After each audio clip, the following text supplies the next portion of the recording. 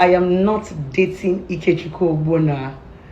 We are just friends and he's my client. Never dated him and we are not dating. I'm going to start from the beginning. I met Ikechukwu Ogbonna when he was going through a lot of emotional drama in his life. I have never known him before. I have never seen him. I've never even heard of him before until the pass of his late wife. After the interview I granted with Daddy Freeze that was misunderstood and went viral, he reached out to me via my DM to tell me thank you for speaking on his behalf.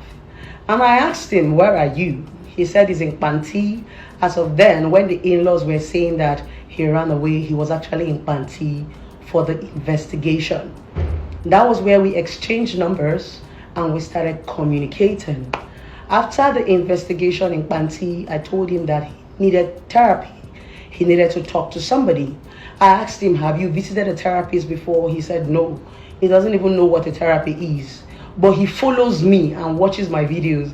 Sometimes him and his late wife always argue. When I talk about men, he's happy. When I talk about women, she's happy.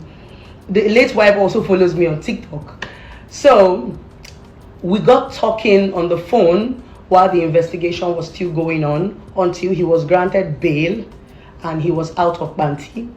When he was granted bail, one day he put out a suicide note on his Instagram page that there is no need of him living in this world. His wife is gone, his children is gone, let him just take his life. People started calling me, bless him, please, can you save this guy? Can you help this guy? Because before he came out of Panti, I was already speaking on his behalf and also telling people that men also support and also go through domestic violence, because I have heard his own part of the story. So people reached out to me and said, bless him, please help this person. So I quickly called him. I called him up to 7 times. He picked the 8th time and I begged him. I said, wherever you are, please just tell me, let me come. He was able to tell me where he is. I ran there. By then, he has already overdosed himself with drugs and wanted to die. Thank God we were able to get him back. And I was able to sit him down. I was able to talk to him. And that was how the therapy started. He came in, he paid for therapy for 1 month, and we started the journey. From therapy, definitely, if your therapist, you'll be friends. We're friends. I noticed that he was going through a lot.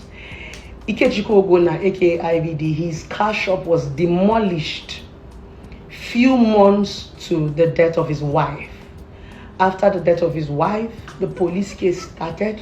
After the police case started, the court case started. After the court case started, his debtors started dragging him.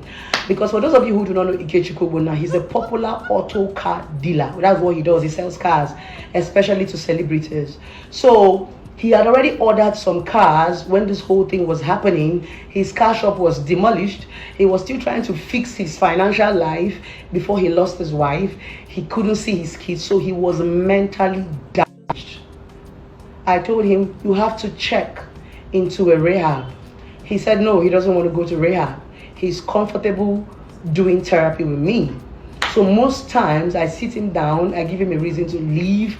I tell him that a man who falls will rise again. That has been the relationship between I and Ikechukwu Ogbonna IVD.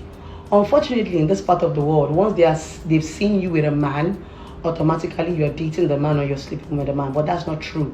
I call Ikechukwu Ogbonna my G for life, because I told him I am going to be that friend that you do not have. I'm going to stand by you through the tribulations and through the trial as your therapist and also as your friend.